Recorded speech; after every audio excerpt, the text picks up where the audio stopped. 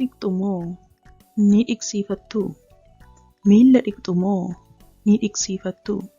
Yohaannis 13:5. Xuwwee miillaatti bishaan buusee miilla bartootaa dhiqee, erbicha mudhiitti suuqqatee sanaanis qoorsuutti ka'e. Utuu namoonni hawaasa keenya keessaa ga'ee adda addaa qabanii, barsiisonni, dooktaroonni, poolisoonni, warri aangoorra jiranii ganama ka'anii guyyaa har'aa saba biyya kootii hiyyeessa kanan tajaajila jedhanii utuu manaa ba'anii, biyyi keenya biyya akkamii taati? Silaa dargaggoon nu jalaa du'aa? Malaammaltummaan nu hiyyoomsaa? Tasuma silaa biyyi keenya biyya badhaadhuu fi biyya nagaa qabdu taati. Rakkina biyya lafaa kanarratti argamu keessaa inni guddaan tokko namoonni nama tajaajiluu utuu hin taane ofii isaaniitiif tajaajilamuu barbaaduu isaaniiti.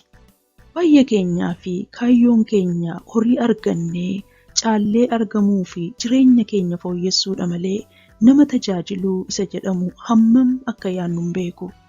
Egaa warra Yesuusitti amannee isa duukaa bu'u yoo taane, kaayyoo nuti biyya lafaa kanarra jirruuf keessaa inni guddaan tokko nama tajaajiluudha. Yesuus hirkatee taa'ee utuu miilla dhiqsiifatee hin danda'u? Nama miilla isaa dhiqu immoo hin dhaba jettanii yaadduu? Miilla isaa dubartiin imimmaan isheetiin dhiqxee rifeensa isheetiin qoqsitee jirti. Luqaas 7:36 irratti seenaa ishee argattu. Isheenis dirqisiifamtee miilla isaa dhiqxee gogsite utuu hin ta'in fedhii mataa isheetiin dhiqxeefi.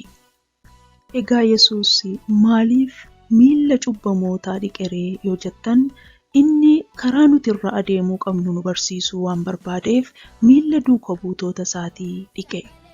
Bartoota isaa keessaa kan isa ganee dabarsee isa kenne Yihuudaaf illee miilla isaa dhiqeeraafi. Kun maal nutti mul'isa yoo jettan, Yesuus tajaajilamuuf utuu hin ta'in tajaajiluudhaa fi akka inni gara biyya lafaa dhufedha.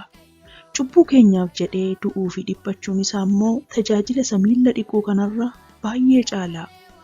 Egaa Yesuus utuma Waaqa ta'ee jiruu na tajaajilaa jedhee namoota hin abboomne, garuu namoota keessattuu warra tuffatamoo, cubbamoo fi hiyyeessota tajaajile. Egaa duuka buutoonni Yesuus maal gochuutu nurraa eegama yoo jettan, anaaf isinoo karaarra teenyee yookiin waldaa keessatti miilla namaa dhiquu qabnaaree?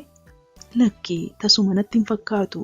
Namoota nu jibbaniif Waaqayyoon yoo kadhanne, jiruu keenya isa Waaqayyo nutti kenne amanamummaa fi ilaalcha tajaajiltummaatiin yoo hojjenne, nama rakkataa naannoo keenya jiruuf yoo yaanne, akkasumas nama tuffachuu yoo dhiisne, bu'aa mataa keenyaa dhiisnee akkamitti akka nama tajaajilluu fi gargaarru yoo yaanne, inni kun miilla dhiquu isa Yesuus godhee wajjin wal fakkaata.